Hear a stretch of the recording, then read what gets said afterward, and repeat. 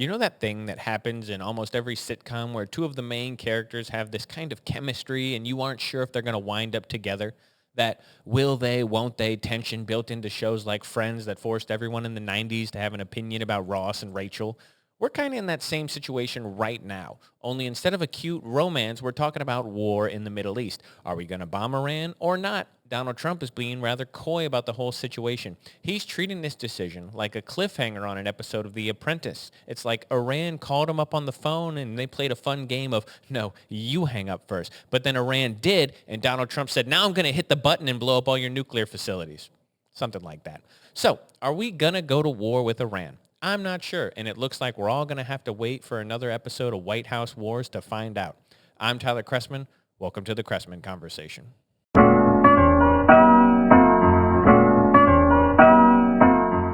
Okay. Hello, everyone. I hope you enjoyed that intro video. Have three topics for you that we're going to talk about this week. Obviously, from the header, we're going to be talking about the war in Iran.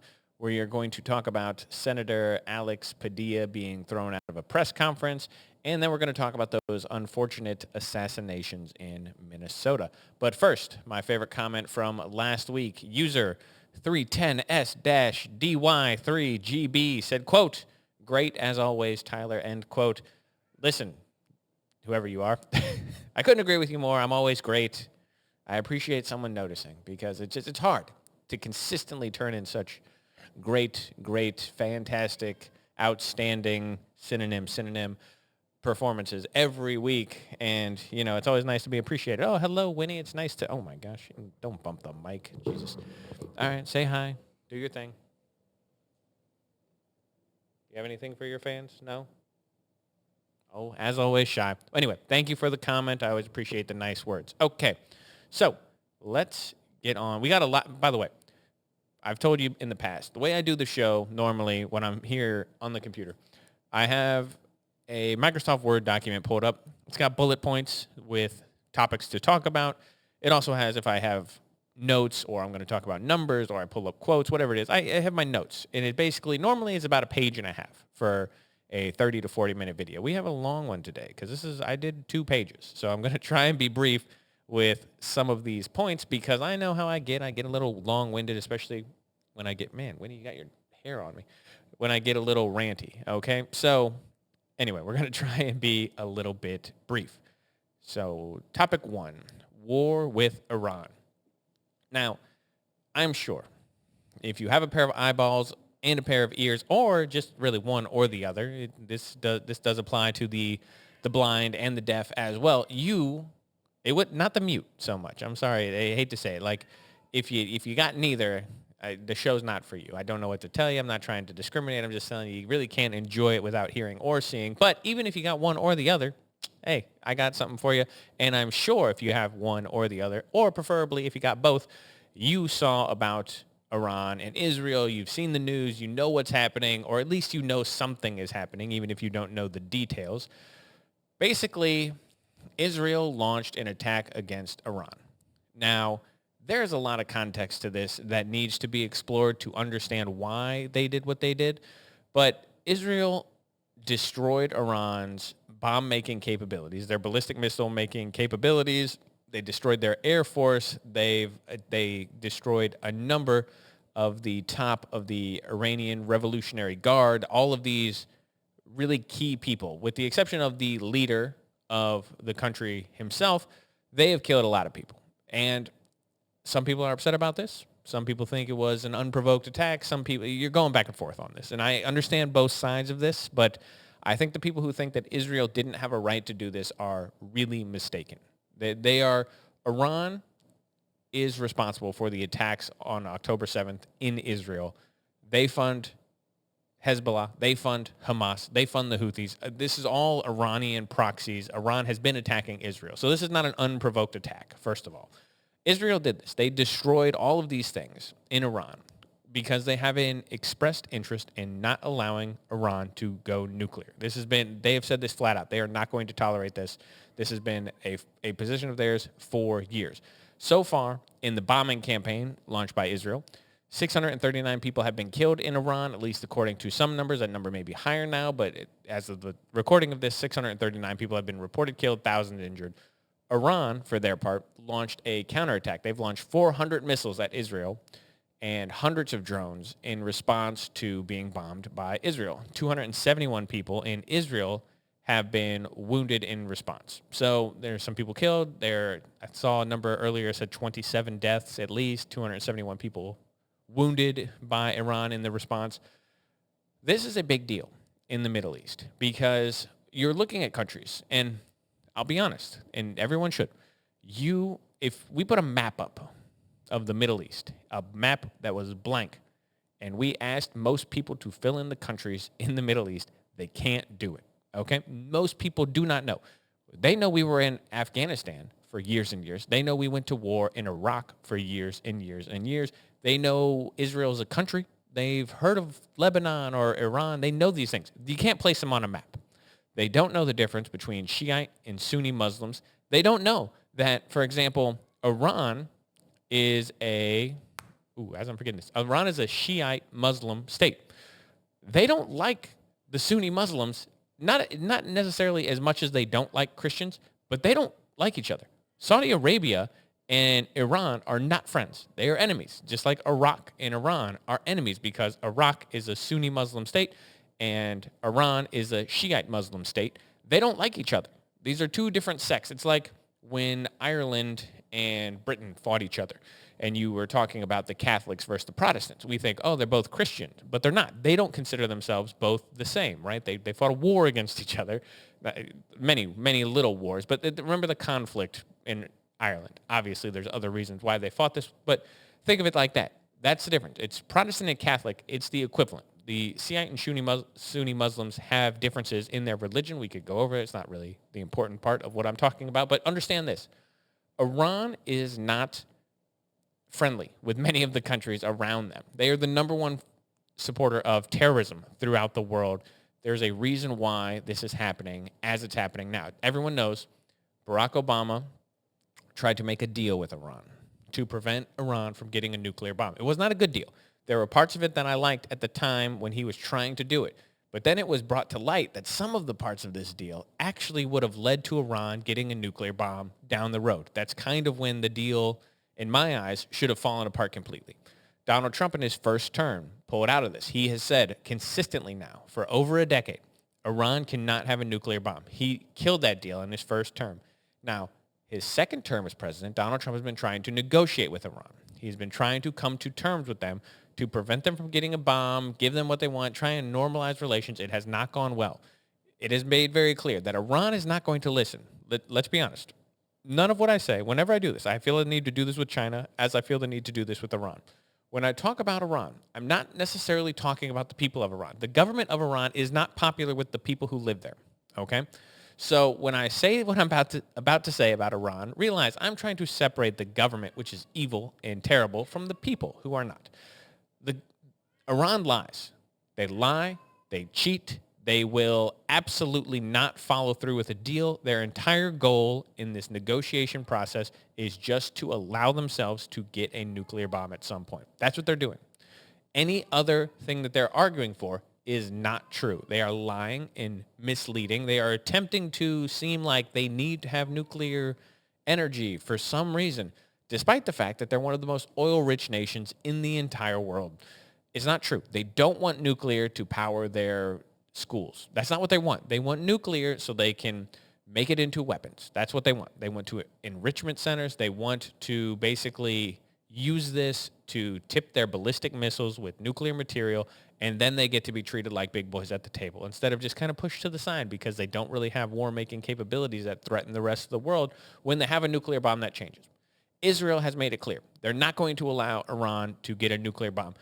Donald Trump has made it clear for a decade. I saw somebody made a compilation video earlier this week. It is a 16-minute long video of Donald Trump saying Iran is not allowed to have a nuclear bomb, period, end of story. 16 minutes of Donald Trump saying this. He has been consistent for a decade that this is a top priority. So these negotiations between Donald Trump and Iran have not gone well. So Israel launched this attack. They basically destroyed Iran's bomb-making capabilities. They destroyed their Air Force.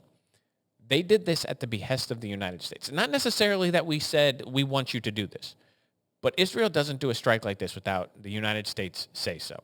And it's been kind of confusing as to how much involvement there was with the U.S. and whether or not that's a good thing we can debate about. But obviously, to anyone paying attention, Donald Trump gave the go-ahead for this. Netanyahu does not bomb Iran without Donald Trump saying, yeah, okay, you're off the leash, have at it. I think this is a good thing. I think it's a good thing. I really do. And I know that there are people out there who are going to say what they always say, accuse me of being a neocon, accuse me of wanting to nation build or being a war hawk. And you have to realize something. And I say this with no irony. I am. Okay? I am one of those things that you accuse me of. I'll just tell you I am. I'm not necessarily a neocon. I'm not necessarily into nation building. But if you ask me, was it a good thing we left Afghanistan? The answer is no, it wasn't. We should stay there forever. If you ask me, is it a good thing that we left Iraq? No, the answer is we should have stayed there forever. I understand that it's not a popular position, but it's a good position, and it's the right position. Why do we have troops in Korea? Why do we have troops in Japan? Why do we have troops in Germany? And we have consistently for 80 years. Germany, one of our closest allies. Japan, one of our closest allies. Korea, one of our closest allies. We have troops all over the world. I understand Iraq is different. I understand Afghanistan is different. But ask yourself this. When the U.S. left those places, did they get better or did they get worse? They obviously got worse. Anyone paying attention would understand that. We left Iraq. What happened? You had the rise of ISIS. We left Afghanistan. What happened? The Taliban immediately took over. They now run the country. We have a terrorist organization running an entire country of millions of people. Is it better or worse? Oh, U.S. troops aren't there now. Isn't that great? Look at all the money we save. We're not saving that much money. I got to be honest with you. It's not the military that our excursions in Afghanistan that were bankrupting the nation. That's not what's doing it. Keeping terrorist organizations in the Middle East in check is part of the job of the military. I do believe that. Iran, the biggest terrorist proxy in the world, responsible for the deaths of Americans around the globe. I'm talking about troops in other countries. That's Iran. That's Iran who did that. Qasem Soleimani, when we killed him during Donald Trump's first reign as president, that was a good thing because he was a terrorist mastermind. He funded the deaths of Americans. He plotted the deaths of Americans. That's what Iran does. They can't have a nuclear bomb. There are countries that for example, do you think the world would be better or worse if North Korea didn't have a nuclear bomb? I think it'd probably be better. Don't you? Do you think that? I think that. That's what Iran is. Iran is a wild state, and one of those states that may actually use a nuclear bomb. If Iran has a nuclear bomb, there might not be in Israel. I'm sorry, I don't think that's good for the world. I don't think that's a good thing. So as go the Jews, so go the world. Okay? That's kind of the way it goes. If you allow the Jewish nation to be wiped off the face of the earth, bad things, it's just a sign. It might as well be a sign of end times. Okay? I'm not necessarily talking revelation here. I'm not talking biblically. I'm just saying you can't allow that to happen. The last time the extinction of an entire race of people was threatened was when the Nazis were here. When what we consider the worst evil of all time in the Western sense, we talk about Hitler like we talk about the devil. That's what it was. That's what Iran is. People don't understand this. The Ayatollahs, the guys who are in charge of Iran are Nazis. They're not necessarily with their politics. They're not necessarily structured like a fascist state in their government. But they are a theocracy of people hell-bent on the destruction of the Jews. And, by the way, Israel is just the little Satan. The United States is the big Satan. They hate us. They want to destroy us. They would if they could. If we had no way of protecting ourselves, imagine all Americans laid down their guns, Iran would come in here and kill all of us. That's what they would want to do, okay? We don't allow that to happen, but it doesn't mean that's not what they want. So I understand why some people are a little skeptical about this. They don't want war in the Middle East, but you have to understand something right now. Israel wiped out Iran's air defenses. The air superiority that we have right now over Iran is ridiculous. We haven't been bombing Iran. Obviously, you can make a case that we have because we fund Israel. Israel bombs Iran, blah, blah, blah, blah. You can see ipso facto we bombed Iran. Okay, you could say that, but you know what I mean. Should we be doing this? Absolutely. I agree. I think we should. I think it's a good idea. I actually think what we should do. So there's one place left that we haven't bombed in Iran that would be worth doing. There's a where's that? Fordo. Their nuclear facility at Fordo. It is buried deep underground where Israel doesn't have the capabilities to blow it up. We should just blow it up. I'll be honest. We should. We should absolutely do this. Stop them. They don't want to negotiate. They don't want to come to the table. They don't want to come to terms. They say we're going to do what we want. Fine. You can do what you want. Have fun rebuilding your nuclear facility. I think that now is the time. We don't have to have a war with Iran. We don't need to. Remember when we killed Qasem Soleimani and everyone left of center said, this is going to cause a war. Iran's not going to stand for this. What happened? Nothing. Nothing happened. Iran, you want to talk about a paper tiger? Iran is a paper tiger. If we destroy this facility, we don't have to have a war with them. They're not going to go to war with the United States. Are you crazy? They are the weakest they've ever been. All of their proxies in Hezbollah are dead. All of the leadership of Hamas is dead. The Houthis are neutered. They don't have all this war-making capability that you used to have because Israel has done a great job of just killing all of them. Okay? And that's what they should have done from the beginning. Absolutely full stamp of approval from yours truly. So we should blow it up. We really should. I know there's going to be a lot of people who are worried, who think that I'm warmongering or anything like this. This doesn't need to be a war. No ground troops ever need to enter Iran. We don't need to do a regime change. We don't need to. Let them stay in power. Let them have the country. You just don't get the nuclear facility. Sorry, that's the way it goes because you don't want to listen to America. You don't like us. That's fine. We don't like you, okay? Blow up the base at Fordo, and it can be done. We never have to have this discussion again because Iran is not going to have nuclear assets anymore. And because there is no deal to be made with them. Again, they lie, they cheat, they steal. Drop the Moab. No need for war. We'll move on from there. And Israel, by the way, has been doing this. They've been doing it for us for years. I want to read you a couple things here. In 2010, Israel killed, I saw Jon Stewart do this thing earlier this week, where he basically said, in 2010, they said Iran was a year from a bomb. In 2012, they said Iran was a year from a bomb. In 2015, Netanyahu said Iran was a year from a bomb. Where's this bomb? Blah, blah, blah, blah, blah. This is so silly to me because in 2010, Israel knew they were getting close to a bomb, and they launched a series of attacks against Iran to cripple their nuclear capabilities. They killed a particle physicist in Iran with a booby-trapped motorcycle. They killed 2 more nuclear scientists, one of which died, one of which was severely wounded in another bombing. And in 2010, they launched, I think it's pronounced Stuxnet.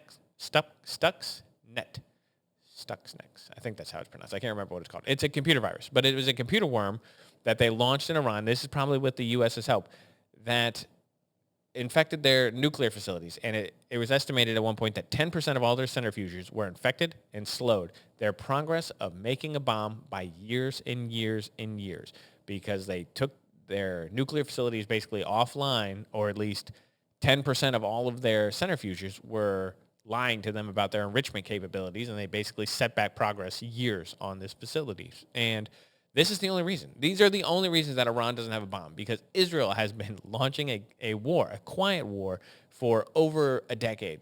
Longer than that, but over a decade, preventing this moment from coming. It's not because they just stopped. It's not because we were lied to. It's not because of anything else except Israel doing the dirty work that we haven't been capable of doing. And now is the time. We should support them.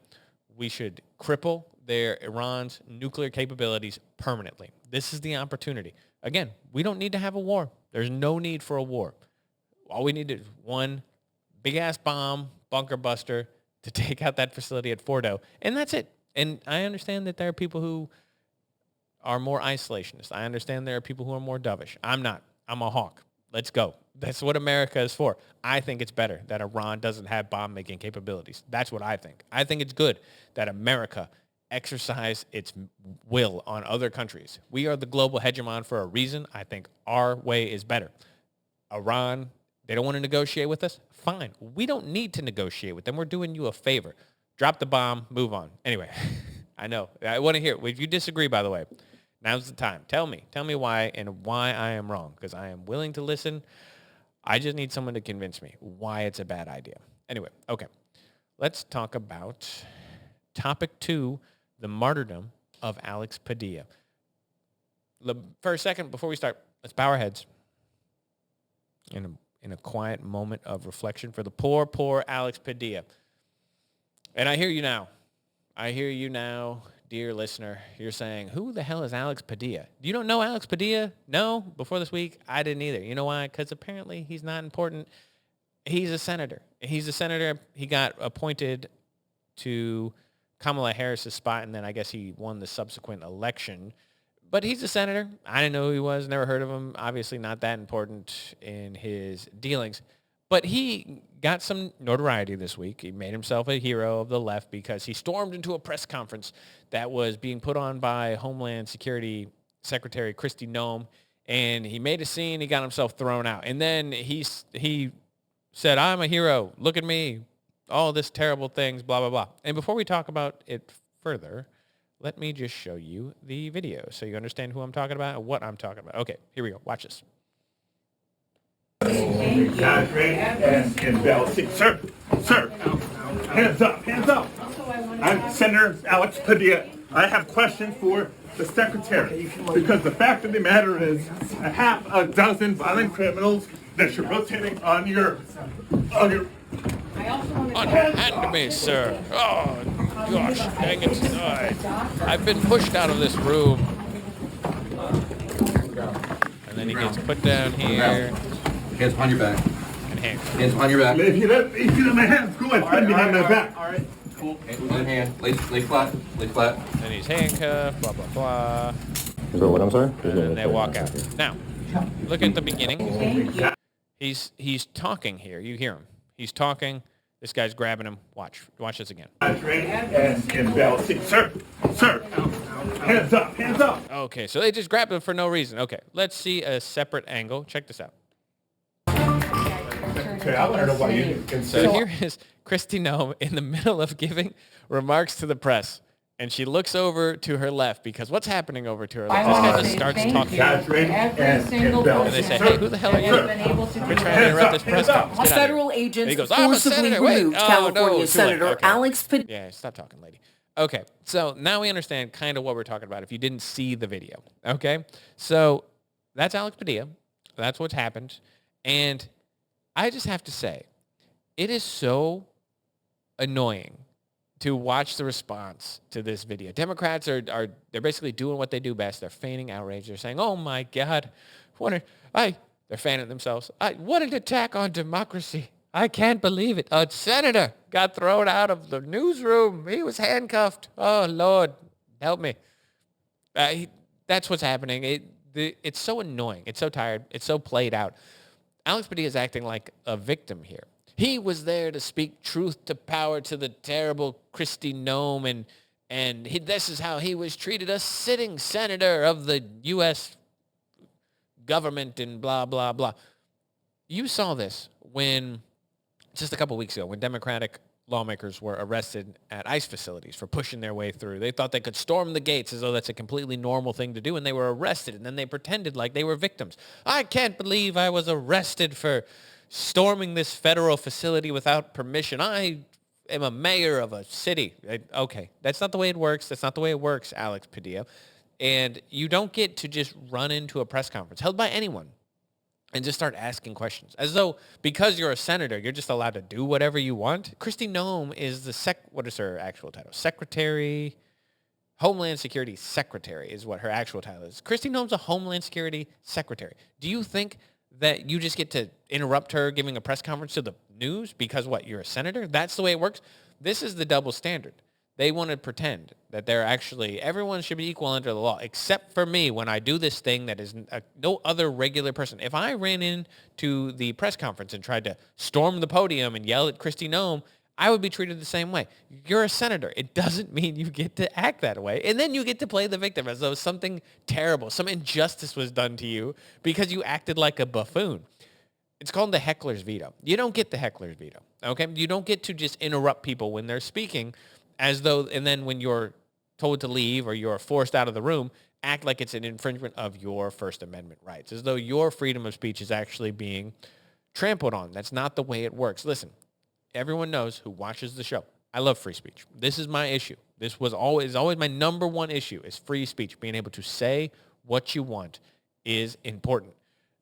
The heckler's veto isn't that. That's not what that is. If someone invites me, if you're invited to speak at an event, let's just imagine I'm popular for a second. Imagine that somebody invites me to speak and there's 10,000 people in the crowd and I'm giving a speech and you stand up in the front row and you start yelling. Or when you see these people at a comedy show who want to talk back to the person and they get thrown out. It's not an infringement of your First Amendment rights. You don't get to interrupt someone who's been invited to speak. It's not a dialogue. It's not a conversation. No one's there to talk to you, Alex Padilla. And when you're thrown out of the room, you can't then say, I can't. What an attack on democracy. It's such a tired move. It's such a tired piece of the playbook. You saw everyone who was arrested at the ICE facility do the same thing. Donald Trump is arresting his political opponents. First of all, Alex Padilla wasn't arrested.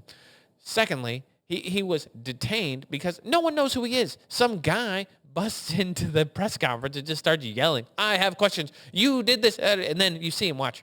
The first guy grabs him and starts to move him back. Then he pushes back into him and tries to go back towards the podium. And then they have to get physical with him because he's like a big dude and he's pushing back into this guy who he's taller than. So then they have to use more muscle to push him in the hallway. He's acting like an insane person. And now he wants to pretend that something terrible happened to him. It's old. It's the most tired move in the playbook. And no one believes it anymore. It's the most boring tool that they can pull out. The Donald Trump is a threat to democracy move. No one believes it. It was Russia, Russia, Russia for years and years and years. And then it was January 6th. January 6th, oh my God, I don't care. I cannot say that anymore. I do not care about January 6th. I don't at all. Trump is a dictator for life. He said that. He said he's going to be a dictator on day one. Oh my God, a threat to democracy.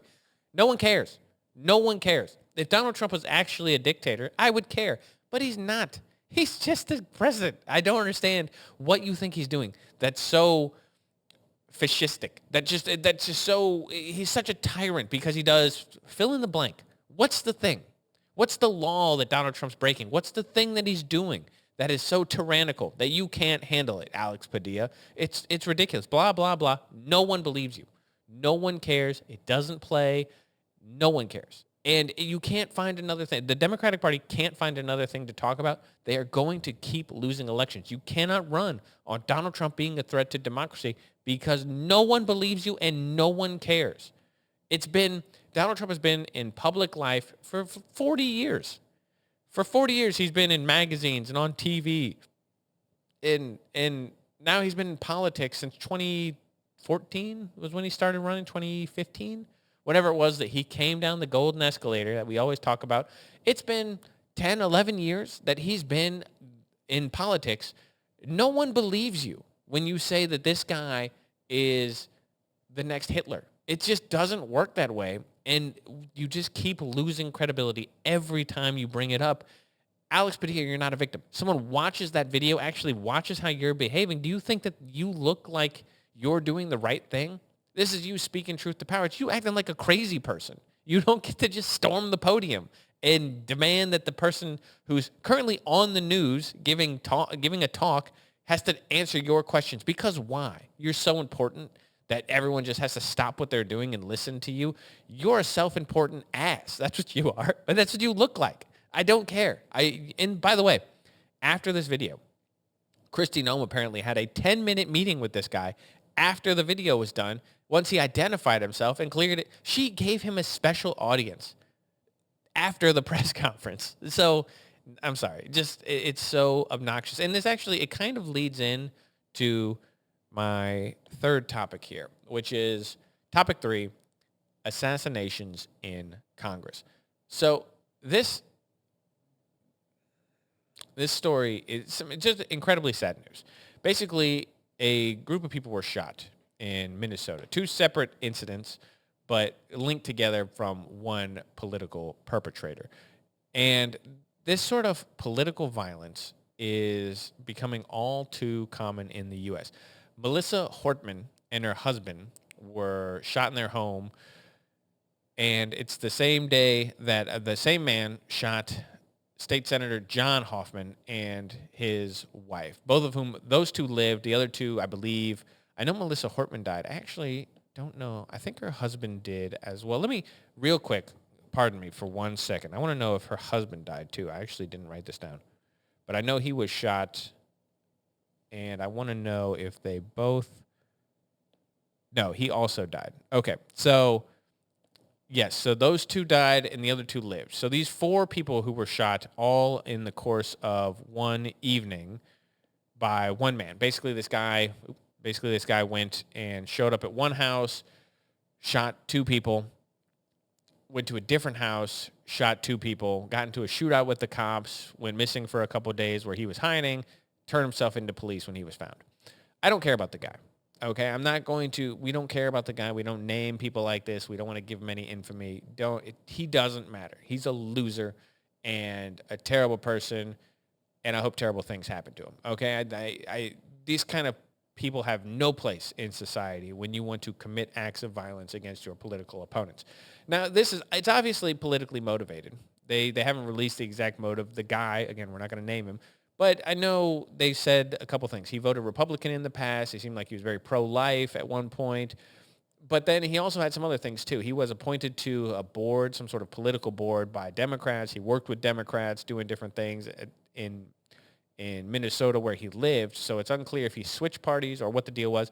And the lady that he killed, Melissa Hortman, was the only Democratic member of Congress who voted against giving illegal immigrants health care. I believe she did it the day before she was shot. So it's kind of up in the air whether he was someone on the right who killed someone for being a Democrat or someone on the left who killed someone for being too Republican-leaning. It's kind of hard to tell. And I'm less concerned with that than I am with the trend, because individual political acts of violence are bad, but the trend that I want to talk about is actually the scary thing here that I'm concerned with.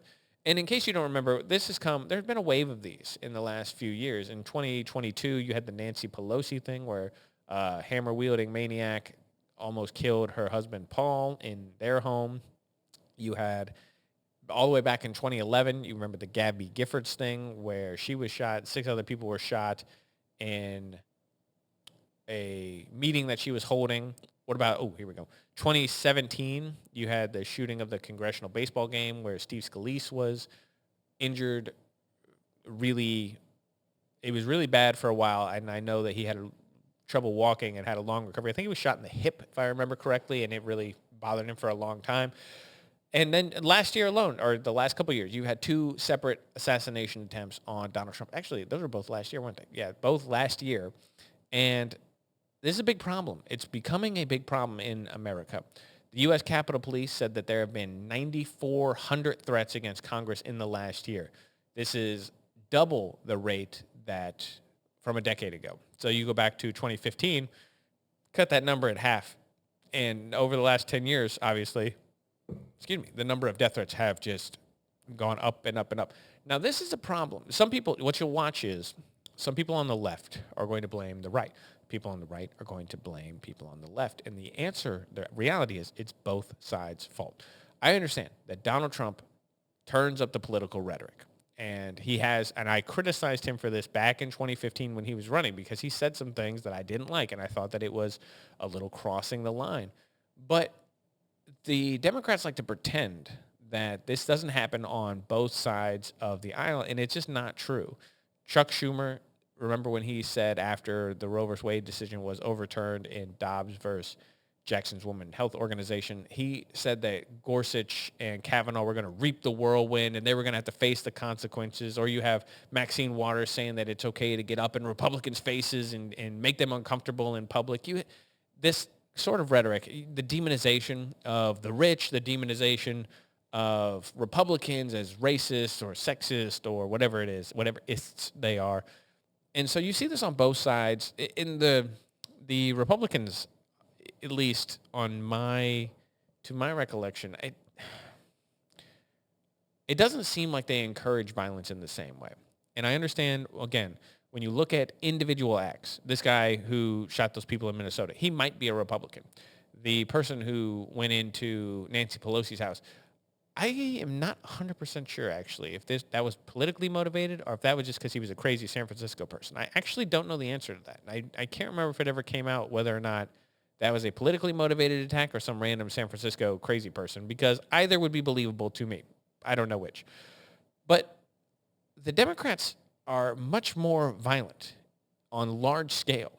Think of the 2020 riots. Think of how much damage was done during those riots. Billions and billions of dollars. Cities set on fire.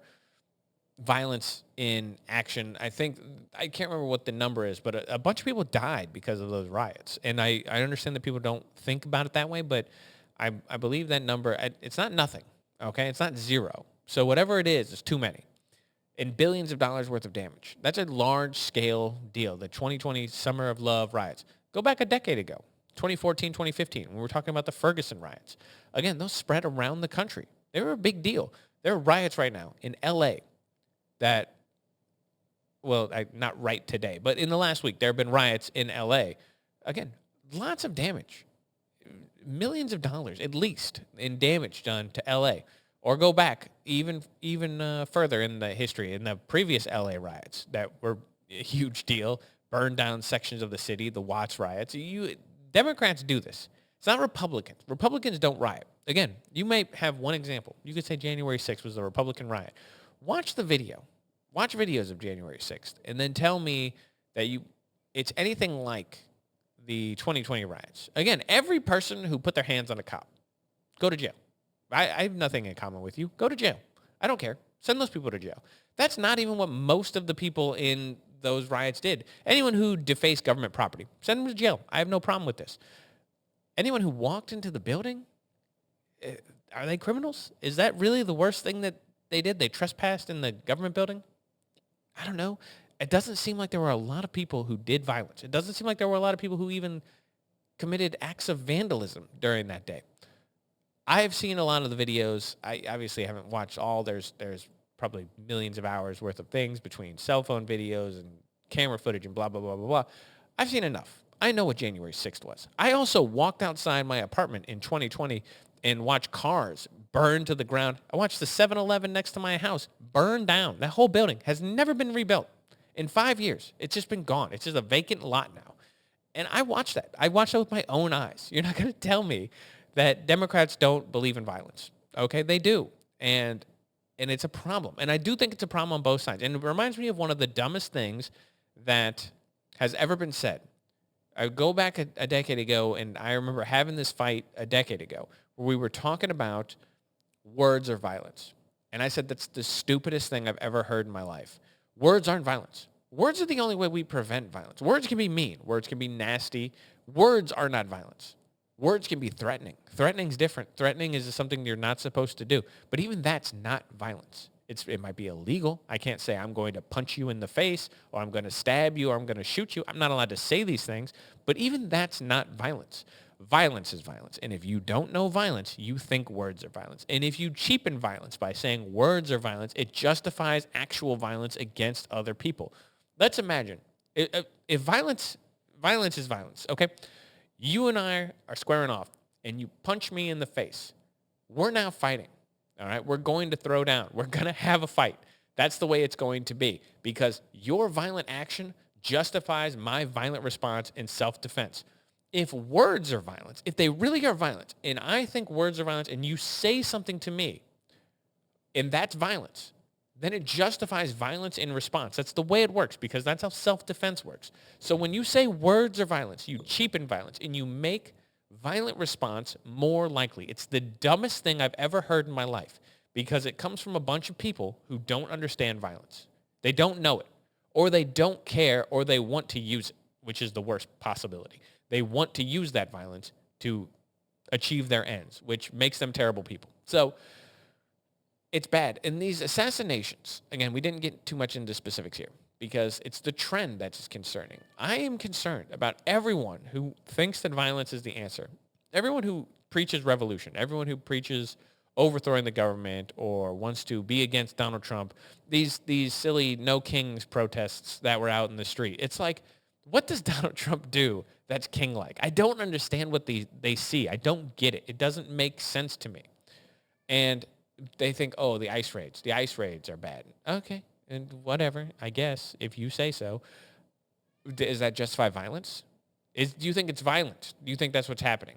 That they've just committed too much violence against the illegal criminal element that is here in America, and that's why we need to go down in the streets and burn things to the ground? That makes sense? That's the justification for you in your mind?